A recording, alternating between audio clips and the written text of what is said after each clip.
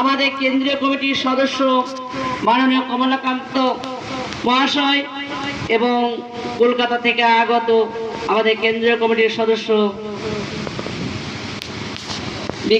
বিকাশ দা এবং এই যে আজকে এই হুল দিবস এবং এই দীক্ষা সভা যে আয়োজন করেছেন সেই ভাই আমাদের মেদিনীপুর জেলার সভাপতি বিপ্লব মারান্ডি মহাশয় এবং এই সভাকে সাফল্য বিপ্লব হেমব্রম মহাশয় এবং এই সভাকে সাফল্যমণ্ডিত করার জন্য যে বিভিন্ন গ্রামগঞ্জ এবং জেলার বিভিন্ন জেলা থেকে আগত সমস্ত কর্মীবৃন্দকে জানাই মহিলা মোর্চার পক্ষ থেকে ক্রান্তিকারী অভিনন্দন, বয়োজ্যেষ্ঠদের প্রণাম, সমবয়সীদের ক্রান্তিকারী অভিনন্দন, ছোটদের প্রীতি ও শুভেচ্ছা দিয়ে আমি দু চার কথা বলছি।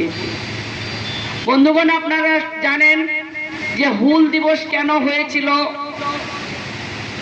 যদি ব্রিটিশ বিরোধী প্রথম আন্দোলন হয়েছিল সেটা কিন্তু সাঁওতাল বিদ্রোহ বলে চালিয়েছিল। কেন?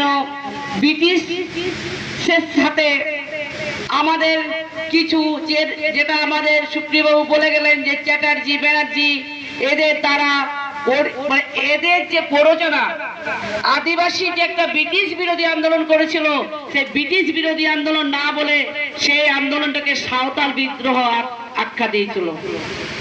তো ব্রিটিশের বিরুদ্ধে সব থেকে যদি সক্রিয় আন্দোলন করেছিল সেটা চাঁদ ভৈরব সিধু কানু নেতৃত্বে।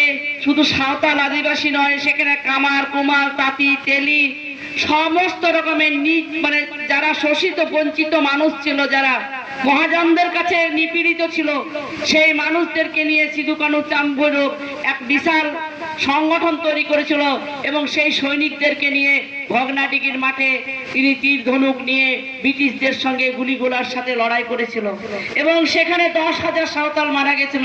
আমরা সেটাকে আজকে হুল দিবস মিলে পালিত করি।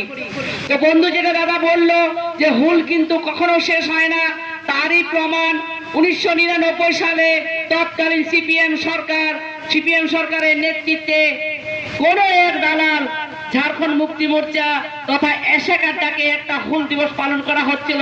সেই সময় এক লরি বেপরোয়া ভাবে আমাদের 23 জনকে একদম মানে স্পট ডেথ করেছে এবং 25 জন আহত ছিল।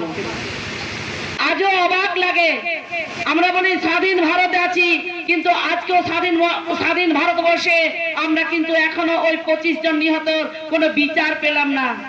আজও পর্যন্ত লরিটা ধরা যদিও পড়েছিল, সে লরির চালক ধরা পড়লো না, তাদের মালিক ধরা পড়লো না, তারা ইন্স্যুরেন্সের কোনো টাকা পেল না, তারা আজও খাচ্ছে কি খাচ্ছে না, পড়ছে কি পড়ছে না, তাদের পরিবারকে তাকায়নি।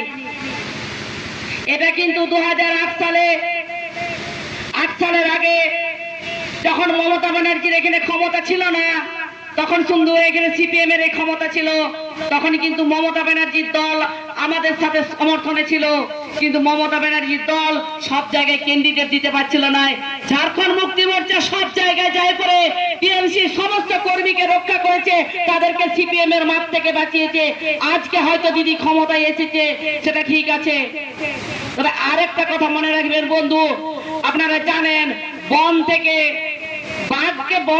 থেকে বাঘকে আনা যায়, কিন্তু বাঘের মন থেকে বনকে আনা যায় না।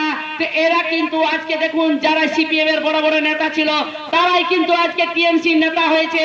সিপিএম এর আমলে যেরকম শোষণ করে খেয়েছে, যেরকম ভাবে আদিবাসী কামার কুমার তাঁতি তেলি ময়রা সমস্ত মানে শোষিত বঞ্চিত মানুষকে শোষণ করেছে, আজও কিন্তু শোষণ করছে, তার জলজন্ত প্রমাণ আছে। দেখুন আজকে এসএসসি হলো সেটাও দুর্নীতি, প্রাইমারি হয়েছে সেটাও দুর্নীতি। আজকে দেখছেন শিক্ষামন্ত্রী জেলে আছে। আজকে এসএসসি তে 26,000 মাস্টারের চাকরি গেল। আজকে প্রাইমারি স্কুল প্রায় বন্ধ হতে চললো, হাই স্কুলগুলো প্রায় বন্ধ হতে চলেছে। আর দিদি বলছে আমি উন্নয়ন করছি। একটা কথা বলেছিল রবীন্দ্রনাথ ঠাকুর, যদি কোনো জাতিকে মারতে হয় তাহলে কিন্তু তার আগে ভাষাকে মারো এবং শিক্ষাকে মারো। আজকে মমতা ব্যানার্জি সেটাই করেছে। আজকে কিন্তু এইটুকু কি মাধ্যমিক পর্যন্ত কোনো পাস ফেল নাই, এইচএসও পাস ফেল নাই। মাস্টারদেরকে বলে দিয়েছে যদি স্টুডেন্টরা না পারে তাহলে কিন্তু তোমাদেরকে লেখো পাস করাতে হবে। কিন্তু দুঃখের বিষয় আর সরকারি স্কুলে এরকম হচ্ছে, সরকারি স্কুলে ইংরেজি কি পড়াবে? একটা স্কুলে 4টা-5টা শ্রেণী, নার্সারি 1 2 3 4 5, কিন্তু সেখানে মাস্টার একটা, ঘর একটা, মিড ডে মিল, জুতা দাও, মোজা দাও, কাপড় দাও, লেখাপড়া দিও না, আমাদেরকে শুধু ভিক্ষা দিচ্ছে। আজকে দিদি বলে লক্ষ্মীর ভান্ডার দিই, ঠিক আছে দিদি লক্ষ্মীর ভান্ডার দেয়। আজকে ঝাড়খণ্ড রাজ্যেও কিন্তু মাইয়া সম্মান যোজনা দেয়, দিদি আমাদেরকে 1000 টাকা দেয়। আজকে ঝাড়খণ্ড রাজ্যে মাইয়া সম্মান যোজনা 2500 টাকা দেয়। আজকে 200 ইউনিট বিদ্যুৎ বিল ফ্রি ঝাড়খণ্ড রাজ্যে। তাহলে কি ঝাড়খণ্ড রাজ্যে কি বেশি রাজস্ব পায়? আজকে দুঃখের বিষয় ঝাড়খণ্ড রাজ্যে আছে কয়লার খনি, রাজস্ব পায় দিদি, তাও দিদির কুলাচ্ছে না। আজকে যদি পেট্রোলের দাম দেখুন, ঝাড়খণ্ড রাজ্যে 7 টাকা পেট্রোলের দাম কম আছে, পশ্চিমবঙ্গে 7 টাকা বেশি আছে। আজকে এইখানের এই মাস্টাররা যাচ্ছে, ঝাড়খণ্ড রাজ্যে কেন মাস্টারদের চাকরি যাচ্ছে না? ঝাড়খণ্ড রাজ্যে চুরিই হয় না, এখানে শুধু অন্যায় ভাবে। কেউ যদি 8 পাস করেছে বলছে তুই শুধু পরীক্ষায় বসে মাধ্যমিকের রেজাল্ট বাই করে, সার্টিফিকেট বাই করে, পরীক্ষার খাতাটা দেখা, তোকে পরীক্ষা দিতে হবে না, নাম্বারটা দিলেই চাকরি হবে, এই করে প্রাইমারি চাকরি হয়েছিল। আজকে উন্নয়ন ওই শুধু দিয়েছে দিদি নাম, পথসাথী, সবুজ সাথী, বলছে সাইকেল লাও, জামা পরো, প্যান্ট পরো, মাসে 1000 করে টাকা লাও, শিক্ষা ভুলে যাও। কেন? শিক্ষা আনে চেতনা, চেতনা আনে বিপ্লব, বিপ্লব আনে মুক্তি। যদি আমাদের ছেলেদের যদি শিক্ষায় না থাকে চেতনা হবে না, আর চেতনা যদি না থাকে বিপ্লব হবে না, আর বিপ্লব না হলে মুক্তি হবে না।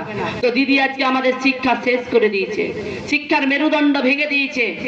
কিন্তু আজকে দুঃখের বিষয় নেতা মন্ত্রীদের ছেলেরা কিন্তু ইংলিশ মিডিয়ামে পড়ে, তারা সরকারি স্কুলে পড়ে না, তারা কিন্তু চাকরির কোটাটা পূরণ পেয়ে যাবে, আমাদের ছেলে মেয়েরাই চাকরি পাবে না। আজকে দিদি উন্নয়ন করেছে, দিদি পানের দোকানেও মদের লাইসেন্স দিয়েছে, মদ খাও। পানের দোকানে, গোলদারি দোকানের পাশে, স্কুলের পাশে, মন্দিরের পাশে, মসজিদের পাশে, যেখানে ইচ্ছা মদ খাও, ধারাও মদের লাইসেন্স। তো এই তো দিদির উন্নয়ন। আজকে আমাদেরকে আমাদের কেন্দ্রীয় মহাসচিব বলে গেছেন যে 2026-এ, তো আজ থেকে আমরাও এখানে প্রতিজ্ঞা করে যাচ্ছি 2026-এর জন্য আমরাও প্রস্তুত হচ্ছি। এই বলে আমার সংক্ষিপ্ত বক্তব্য শেষ করলাম। জয় ঝাড়খণ্ড, জয় ভারত, ঝাড়খণ্ডের সমস্ত শহীদ অমর রহে।